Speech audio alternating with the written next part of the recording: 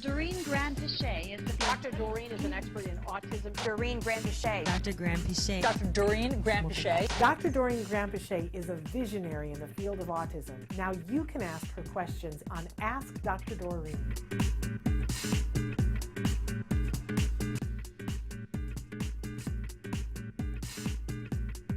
She says some ABA providers want to decrease or stop it, and some ABA providers don't. Your thoughts? Yeah.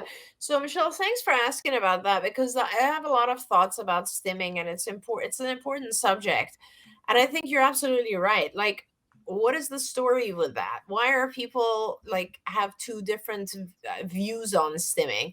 And let's talk about what stimming is to begin with. So it is basically self-stimulatory behavior is what it shortens to stimming, right? But in the diagnostic manual, it's actually called stereotypic repetitive behaviors. And ABA people refer to it as stereotypy. Okay. So those are all the names. Now, what is it exactly?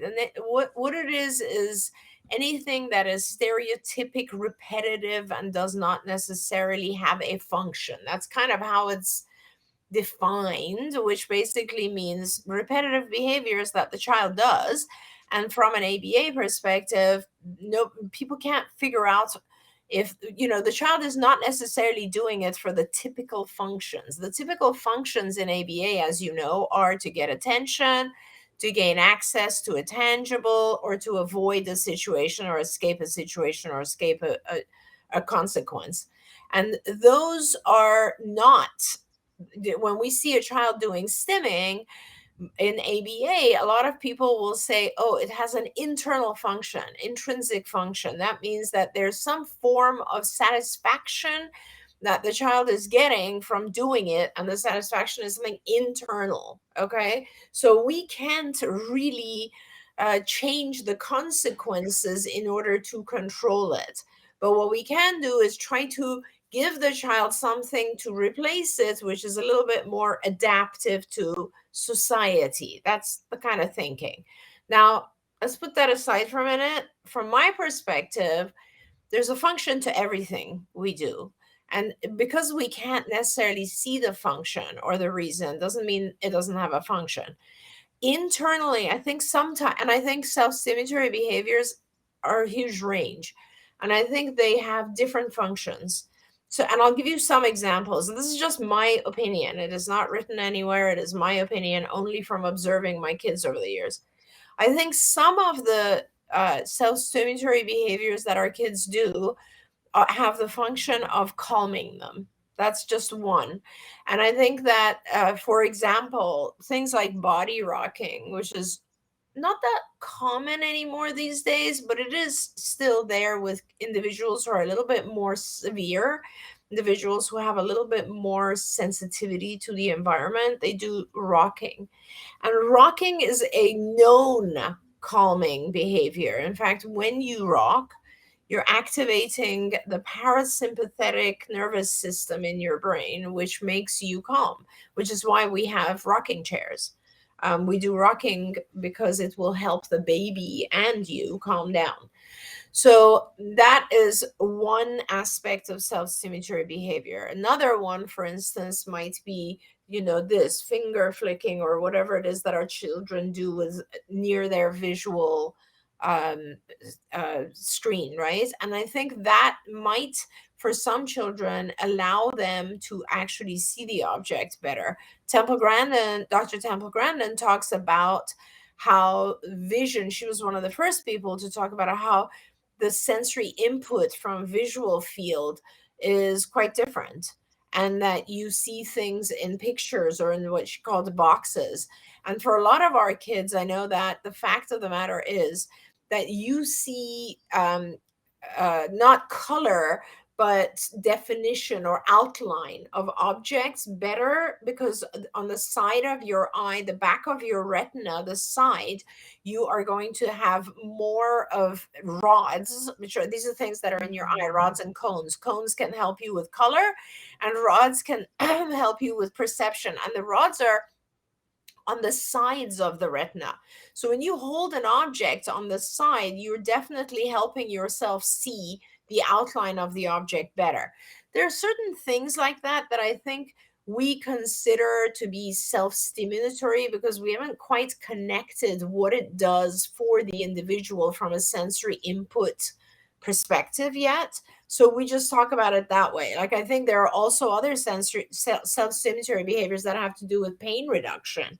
Like a lot of kids will put their belly on some counter or something and press it, or on the couch. That has to do with pain reduction. Other kids will like to play with hair or with sand and or water. And those are things that are either visually or from a tactile perspective, they're doing something from a sensory aspect. It's almost like, when we do sensory integration with children, we will give them a box filled with rice that they can put their fingers into, or a box filled with beans that they can put and those are things that will help the child regulate their sensory input.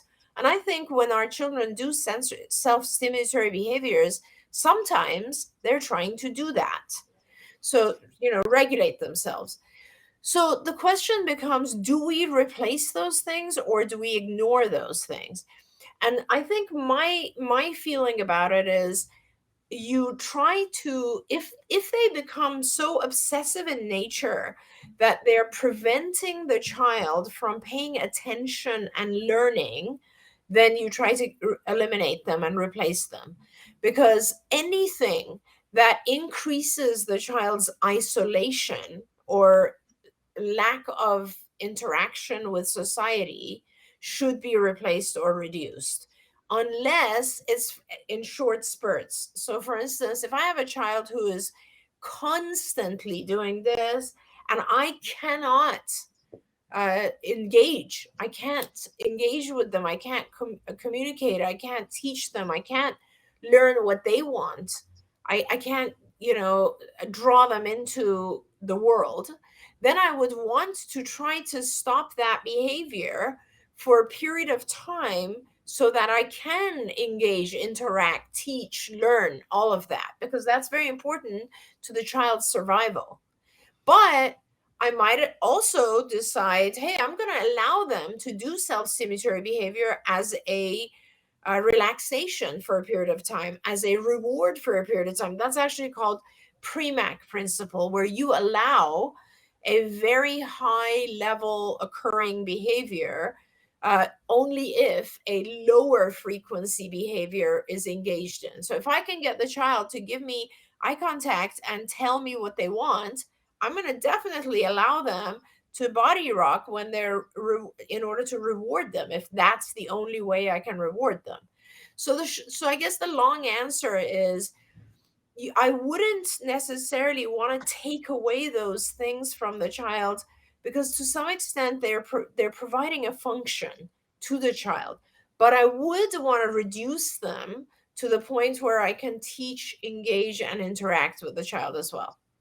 Absolutely. And just because I know, you talk about this in other contexts, I want to make sure that we're specific about, because you said replace or reduce, and that we talk a lot in other elements of the show about, you never just, if something is helping somebody, you never just rip it away from them, that there are a lot, what you do is find the function of it, find something that fulfills that need for them, and that's how you replace 100%. it. I just wanted to make sure that we That are is saying so important. And that's, I mean, if you think about it, that's what we do too for ourselves, right, Yeah. Shannon? I mean, like, you might go on a diet, you're not going to just suddenly stop eating altogether.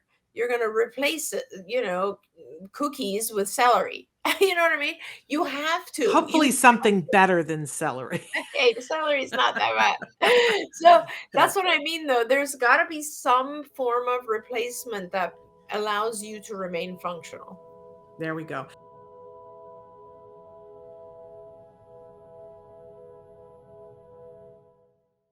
If you found anything helpful in this video, please give us a like. In fact, make sure that you smash that subscribe button on YouTube and give us a like on Facebook. You can also follow us on Twitter and Instagram for important updates. And please download our free podcast wherever you get your podcasts. See you next time. Until then, give your kiddos a hug from me and one for you too. Bye-bye for now. To subscribe, click here. And if you'd like to check out some more of our videos, click here. Don't forget, you can watch Ask Dr. Doreen live every Tuesday morning at 10 a.m. Pacific time on autismnetwork.com. We hope to see you there.